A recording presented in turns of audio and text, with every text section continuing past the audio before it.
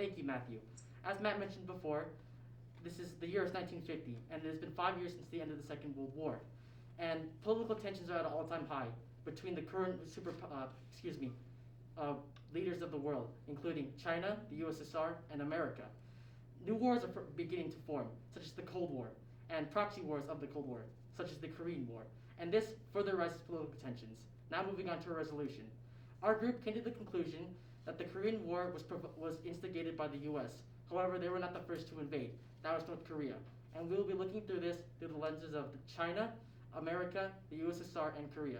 Now on to Christian with the China lens. Thank you, Jacob. For my China lens claim, it states that Mao, the leader of China at this time, did not want to participate at the war at all. Let's get to some evidence.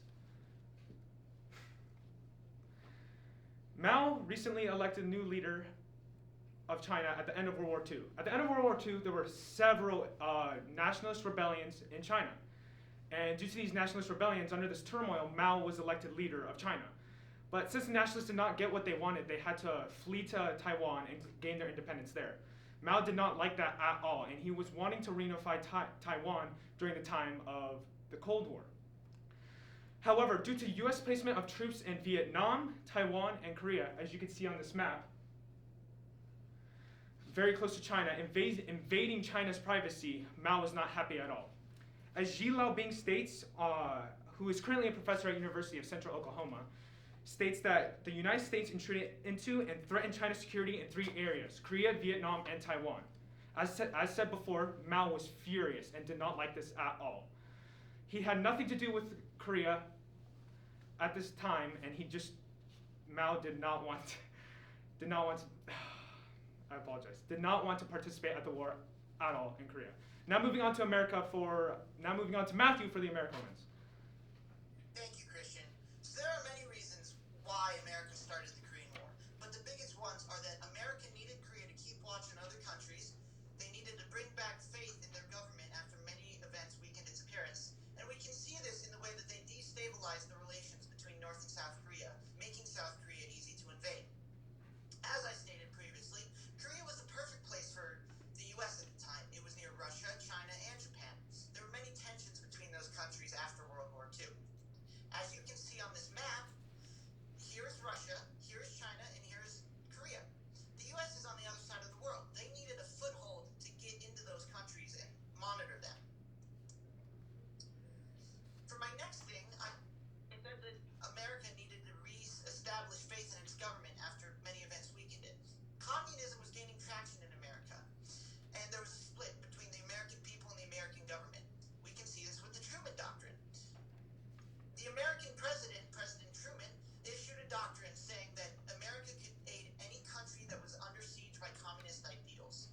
So we can see that the government believes something that the American people did not.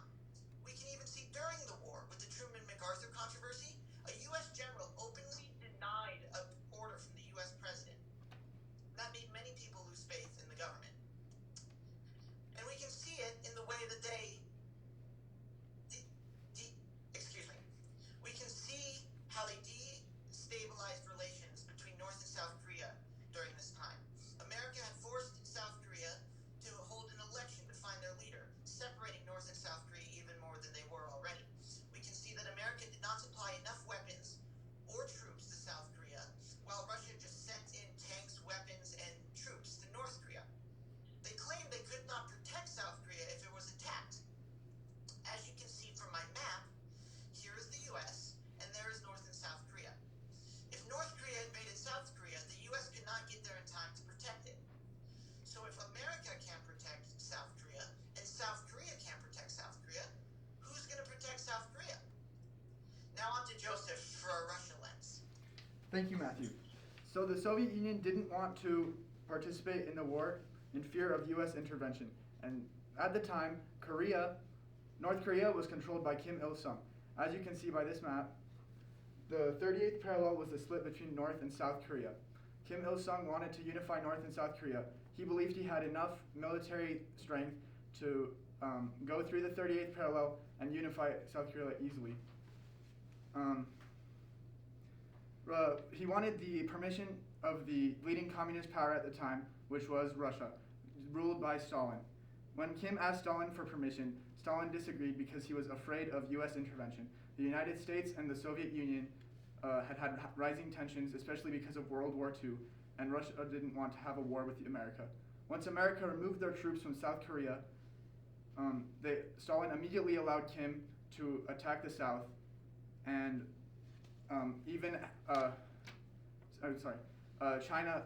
Stalin told China to aid North Korea and give them military aid to attack the South. Moving on to Jacob with the Korean lens. Thank you, Joseph. As I took a look through the Korean lens, through the Korean War, I came to the conclusion that the U.S. provoked North Korea into the initial invasion of the Korean War, which was the invasion of South Korea. Now moving on to my evidence. As Matt mentioned before, the Truman Doctrine was enacted, and this enabled the U.S. to get involved in foreign political affairs, and this angered the Koreans as political tensions were already high, and this just stacked on top of already high tensions.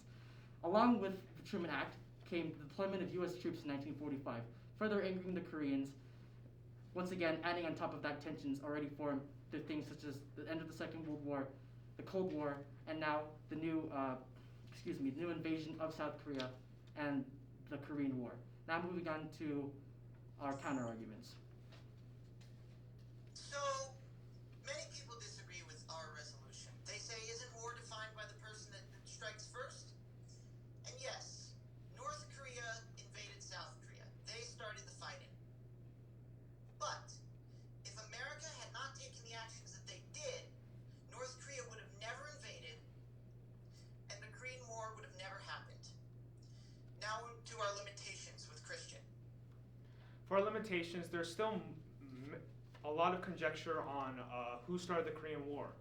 Although North Korea did cross the 38th parallel ensuing the fight, if you look up several websites, articles, no one knows who started the Korean War, and there's still ideas that's the US, Russia, China, no one knows. It's still a lot of conjecture.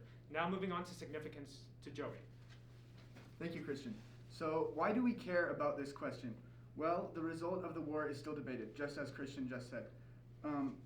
This is also called the Forgotten War. Many people don't know about this war. We need to educate people about what actually happened. And also, this was the first war in the Cold War, which shows the tensions between the Soviet Union and America. And also, Korea, even to this day, remains unchanged. It's still split. North Korea is still a dictatorship. South Korea is relatively more free than North Korea.